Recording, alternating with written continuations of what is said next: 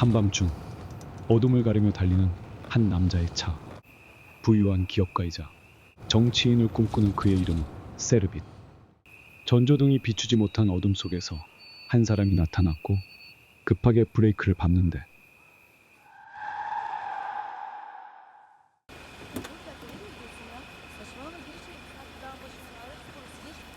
뒤따라오던 차량 뒤로 몸을 숨긴 세르빗. 그러나 그의 실수로 행인은 사망하고 말았다. 국회의원 출마를 앞둔 그는 그의 운전기사에게 도움을 요청하는데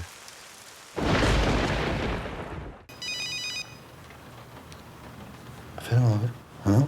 Tamam. Hemen geliyorum abi. Biraz önce avukatla aradım, konuştum. Zaten şoförüm olduğun için şüphelenmezler diyor. En fazla 6 ay. Taç çatlasın bize. Çıktığında hiç olmazsa elinde toplu bir paran olur. Benim şu adaylık durumum olmasa senden böyle bir şey istemezdim, biliyorsun. Benim siyasi hayatım bu saat biter Eyüp.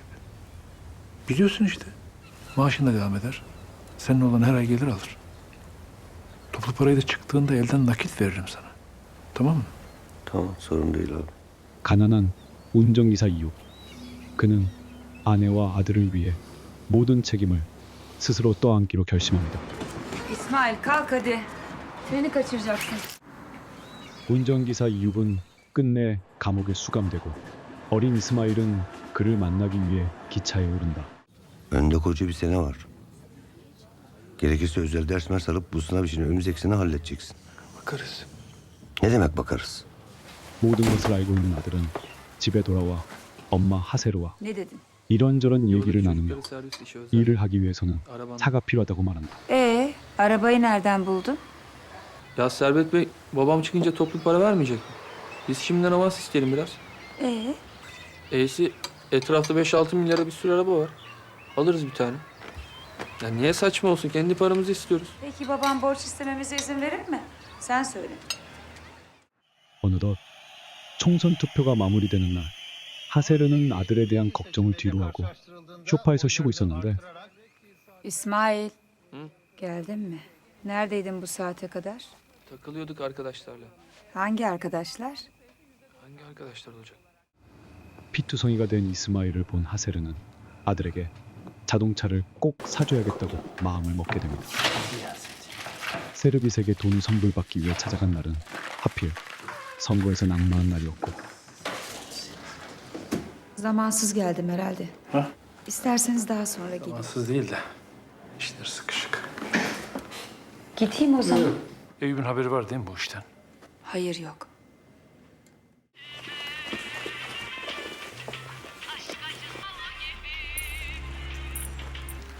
정신이 없던 세르빗에게서 답을 얻지 못하고 집으로 향한 하세르. 잠시 여유가 생겼는지 그녀의 뒷모습을 바라보는 세르빗.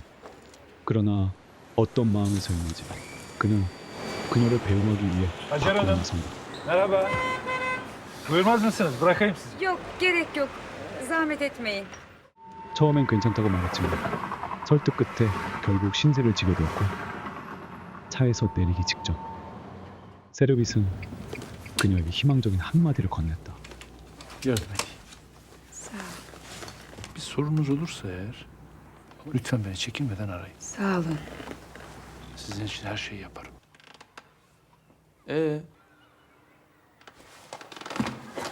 Tamamdır. Yani Verecek işte. iyi. 모든 일이 순조롭게 흘러가며 이스마일은 세르빗에게서 돈을 받아 차를 살 날만 남았는데 Babanın sigaralarını almayı unutma. İstasyondan alacağım, merak etme. Ben de bir yarım saate kadar çıkarım. Sofrayı İyi, toplayayım. görüşürüz, hadi bay bay. 아버지 면회를 가기 위해 기차를 기다리던 이스마일은 어젯밤 과음이 타신지 갑자기 토를 하고 처치에 다 묻혀옵니다. 기차를 놓친 이스마일은 어쩔 수 없이 집으로 발길을 돌린다. 그런데 닫힌 방문 너머 문고리 틈 사이로 믿기 힘든 장면을 보게 되는데 세르빗과 엄마가 함께 있는 모습 불륜이었다.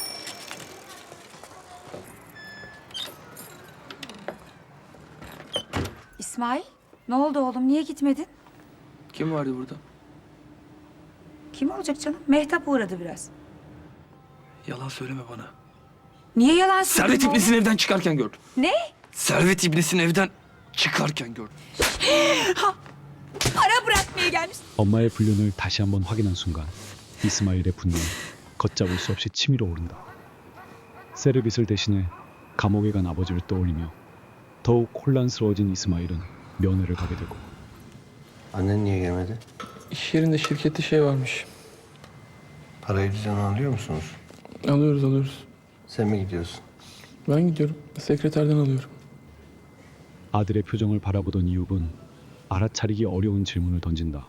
İsmail, oğlum bizim birbirimizden başka kimsemiz var mı? Nasıl yani? Var mı kimsemiz? 이스마일은 집으로 돌아오고 탁자 위에 놓인 돈 봉투를 발견합니다.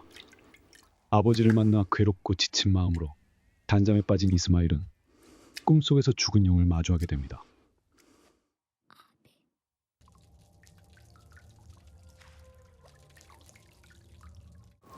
시간이 흐른 뒤 사이 엄마는 돈 봉투로 마련한 자동차를 몰고 출소하는 아버지를 기다린다. Ver bakayım suyu. Kaç para verdiniz buna? Bırak şimdi tahmini mamini. Kaç para verdiniz? 5 milyar ya hiçbir şey değil. 5 milyar hiçbir şey değil. Ne demek bu ya? 9 aydır cezaevindeyim ben. 900 milyon para yemedim be. 5 milyarmış. Bana niye haber vermiyorsunuz? Kimin parasını? Ne? Hangi parayı arıyorsunuz, harcıyorsunuz? Niye haber vermiyorsunuz? He? İstedi. Ben söyledim, annem istedi. Araba parasını ben anneme direttim biraz. Nereye gitti anne? Büroya mı gitti? Şirkete mi gitti? 오직 가족 걱정만으로 시간을 버텨온 이웃에게 출소 후 마주한 건 자신의 통제를 벗어난 아들의 일탈뿐이었고 답답한 마음을 안고 죽은 아들을 보러 가자고 말한다.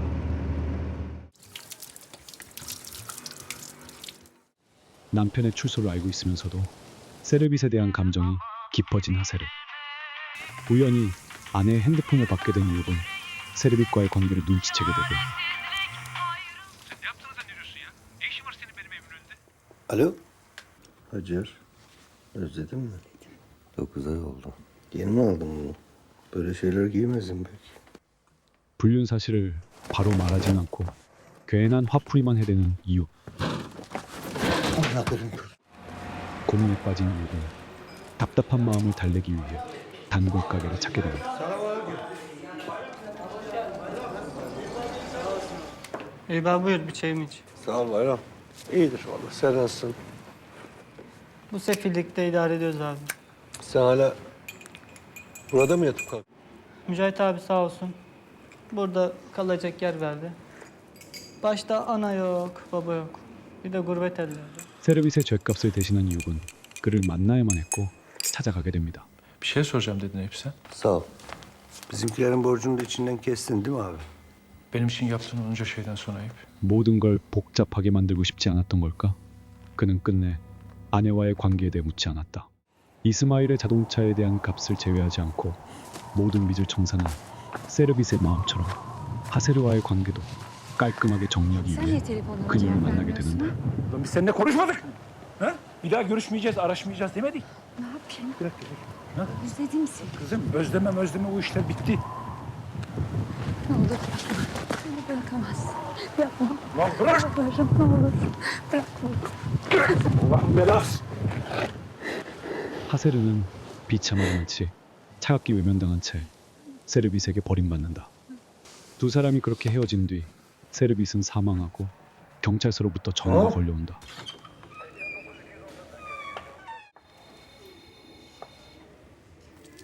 Madem bunca yıldır şoförlüğünü yapıyorsun, söyle bakalım.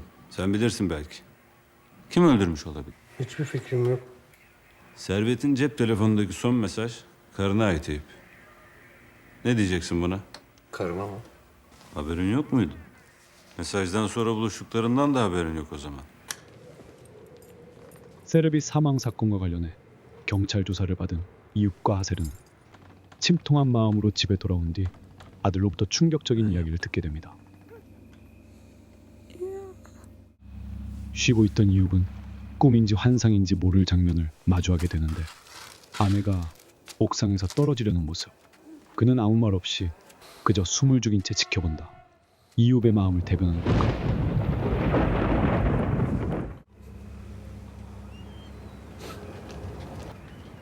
Gören oldu mu? Bilmiyorum. Hadi git yat dinlen biraz. Nereye gidiyorsun? Nereye? Siktir git yat! Yat!